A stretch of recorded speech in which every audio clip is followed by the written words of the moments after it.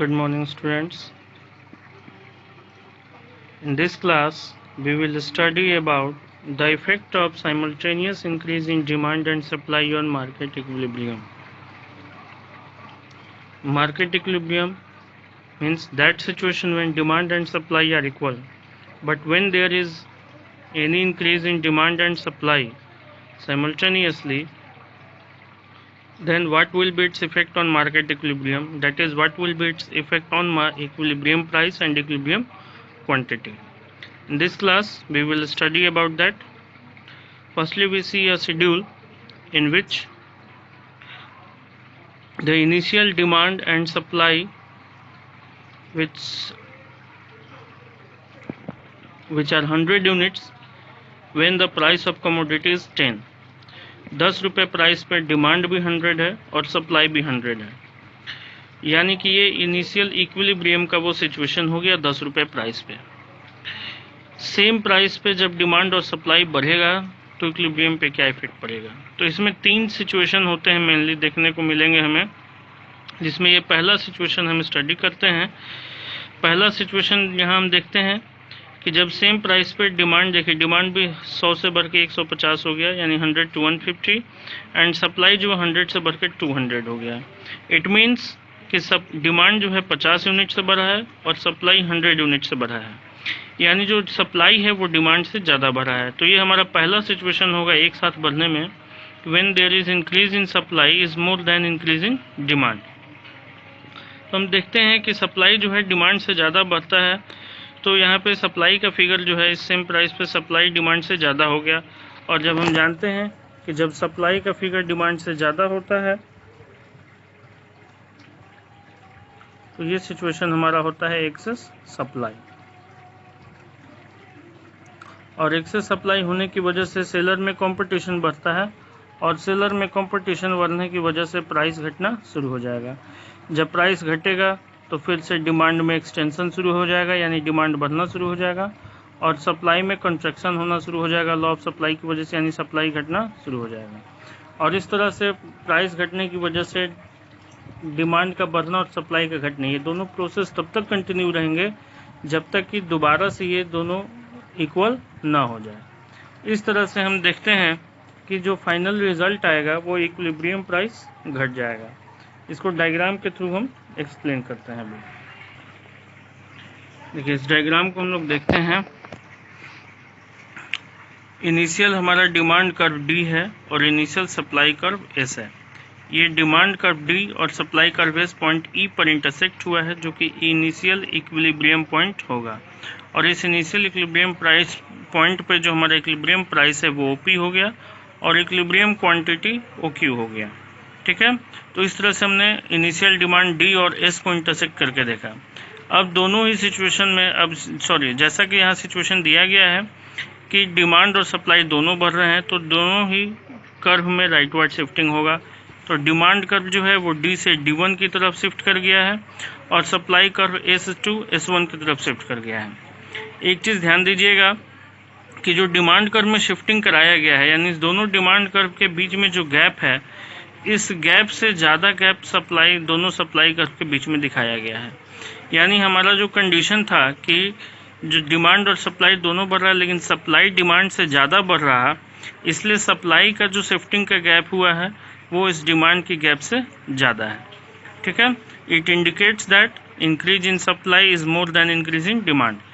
अब देखते हैं हम कि जो नया डिमांड कर्व हमारा है D1 और नया सप्लाई कर्व S1, ये दोनों जहाँ इंटरसेक्ट करेंगे, यानी नए डिमांड कर्व और नए सप्लाई कर्व जहाँ इंटरसेक्ट करेंगे, ये नया इक्विलिब्रियम पॉइंट हुआ है E1। और इस तरह से इस नए इक्विलिब्रियम पॉइंट पे जो प्राइस होगा यही हमारा नया इक्विलिब्रियम प्राइस होगा। तो OP1 हमारा नया इक्विलिब्रियम प्राइस है E1 पॉइंट के कोरस्पॉन्डिंग।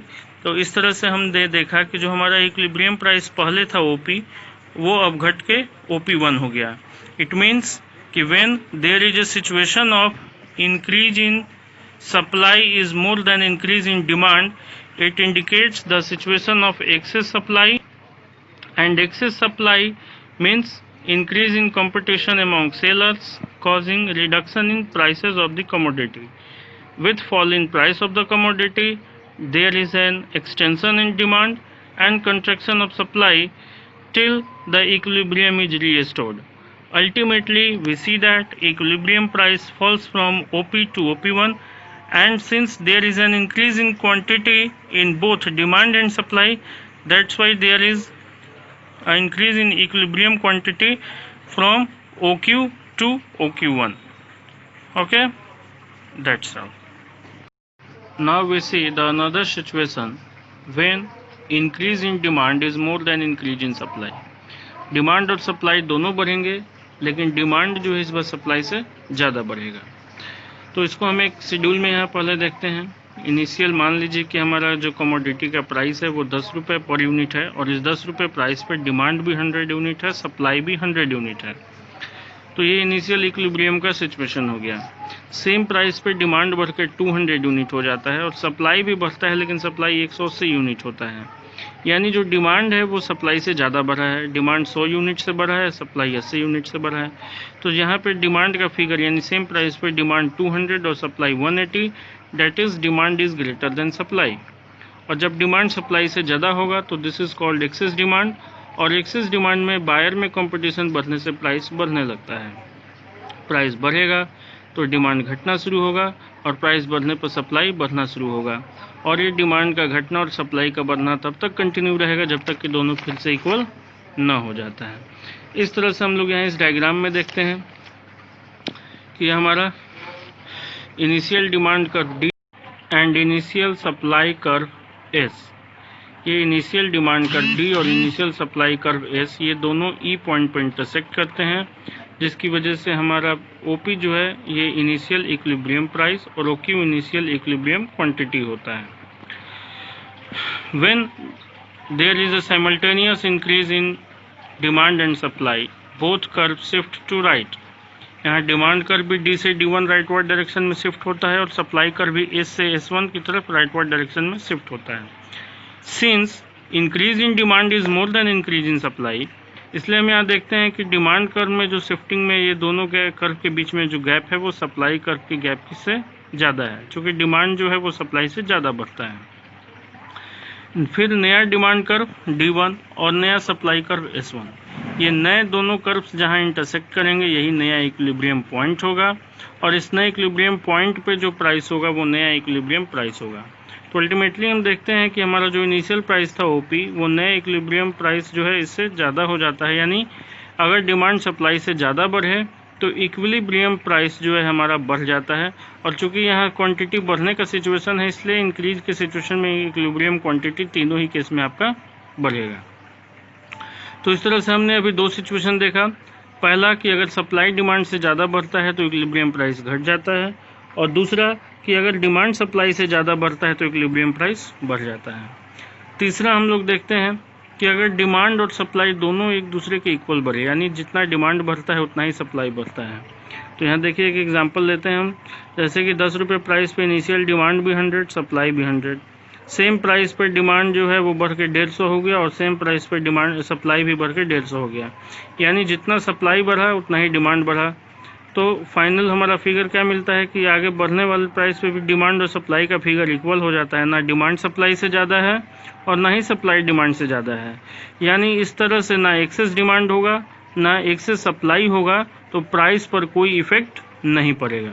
फाइनली यानी इस सिचुएशन में जब इन डिमांड और सप्लाई दोनों इक्वल बढ़ते हैं तो इक्विलिब्रियम प्राइस जो है वो कांस्टेंट रहता है, उसमें कोई बदलाव नहीं आता है, सिर्फ क्वांटिटी बढ़ेगा यानी इक्विलिब्रियम क्वांटिटी बढ़ जाता है। इसको हम डायग्राम से यहाँ देखते हैं। यहाँ भी इनिशियल देखिए डिमांड कर्व डी और ये सप्लाई कर्व एस जो है इनिशियली दोनों ई पॉइंट पर इंटरसेक्ट किए हैं, जिसकी वजह से ओपी इक्विलिब्रियम प्राइस है। डिमांड और सप्लाई दोनों बढ़ता है सेम प्राइस पे, इसलिए डिमांड कर्व भी राइटवर्ड शिफ्ट करेगा, सप्लाई कर्व भी राइटवर्ड शिफ्ट किया। डिमांड कर्व डी से D1, सप्लाई कर्व एस से S1 की तरफ शिफ्ट किया। चूँकि दोनों इक्वल बढ़ा है इसलिए हमको इस बात का ध्यान रखना है कि जितना यहाँ दोनों डिमांड कर्व के बीच में गैप होगा उतना ही गैप दोनों सप्लाई कर्व के बीच में भी होगा। इससे हम देखते हैं कि फिर नया डिमांड कर्व जो है और नया सप्लाई कर्व ये दोनों जहाँ इंटरसेक्ट करते हैं E1 पॉइंट पे यही नया इक्विलिब्रियम पॉइंट होगा, जो ये इंडिकेट करता है कि प्राइस में कोई चेंजिंग नहीं हुआ है, because there is neither a situation of excess demand nor excess supply, as increase in demand is equal to increase in supply. That's why equilibrium price continues to be constant, continues to be OP as shown in the given diagram. Only equilibrium quantity increases from OQ to OQ1. तो इस तरह से हम लोगों ने simultaneous increase in demand and supply के तीनों situation को स्टडी किया कि अगर तीनों ही सिचुएशन में जो है डिमांड और सप्लाई बढ़ते हैं तो इक्विलिब्रियम प्राइस पे क्या इफेक्ट पड़ेगा। एक बार तीनों का समरी कर देता हूँ। जैसे कि पहला सिचुएशन था कि अगर सप्लाई और डिमांड दोनों बढ़े लेकिन सप्लाई डिमांड से ज़्यादा बढ़े तो इक्विलिब्रियम प्राइस जो है वो हम लोग का घट जाता है। दूसरा सिचुएशन था कि यदि डिमांड और सप्लाई दोनों बढ़े लेकिन डिमांड सप्लाई से ज़्यादा बढ़े तो इक्विलिब्रियम प्राइस जो है वो बढ़ जाता है। और यदि डिमांड और सप्लाई दोनों इक्वल बढ़ता है तो इक्विलिब्रियम प्राइस कांस्टेंट होता है।